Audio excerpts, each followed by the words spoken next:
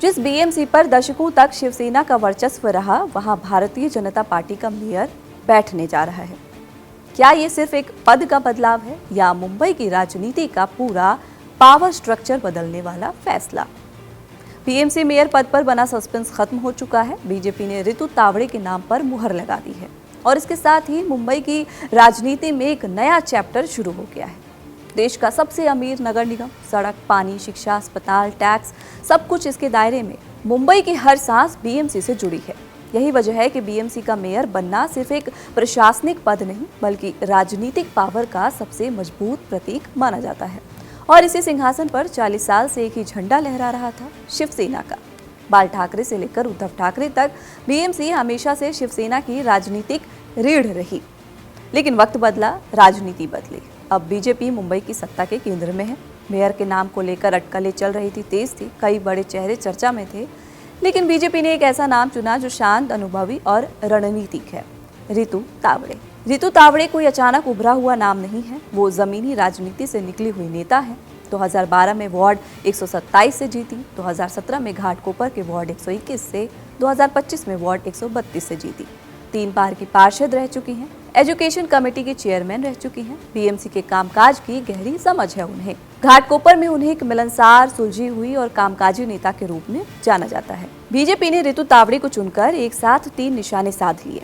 महिला नेतृत्व का चेहरा, मुंबई जैसे महानगर में महिला मेयर, बीजेपी ने साफ संकेत दे दिया कि शहरी राजनीति में महिलाएं फ्रंट फुट पर होंगी। दूसरा, अनुभवी लेकिन विवाद मुक्त चेहरा, कोई आक्रामक बयानबाजी नहीं, कोई बड़े विवाद रितु तावड़े से जुड़े नहीं हैं। एक ऐसा चेहरा जो प्रशासन संभाल सके। शिवसेना के परंपरागत वोट बैंक में सेंध भी इसका बड़ा कारण है। घाटकोपर, मराठी वोट, शहरी मध्यम वर्ग, रितु तावड़े इन सबको साधती हैं। अब सवाल उठा, बीजेपी अकेले सत्ता में कैसे आई? यही एंट्री होती है शिवसेना शिंदे गुट की। सीटों का गणित समझिए, बीजेपी 89 सीट, बहुमत का आंकड़ा 114, शिंदे गुट के पास 29 सीट, यानी साफ गणित, बिना शिंदे गुट सत्ता नामुमकिन थी।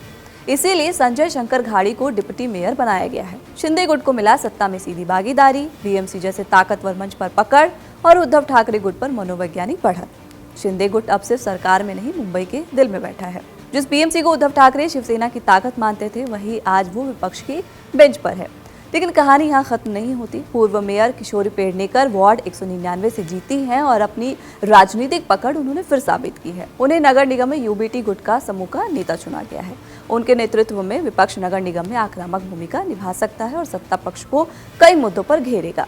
मतलब आने वाले दिनों में बीएमसी की हर बैठक राजनीति का अखाड़ा बन जाएगी। फिलहाल सवाल यह है कि क्या बीजेपी बीएमसी को बिना विवाद चला पाएगी? क्या शिंदे गुट लंबे समय तक साथ रहेगा और क्या विपक्ष आक्रामक होकर जनता को साथ लेगा?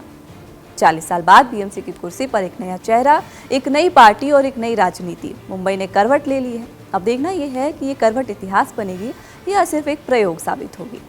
फिलहाल इस वीडियो में इतना ही। आप इस खबर पर क्या सोचते हैं, कमेंट बॉक्स में अपनी राय जरूर दें। साथ ही अगर नए हैं तो चैनल कड़क को सब्सक्राइब करना बिल्कुल ना भूलें।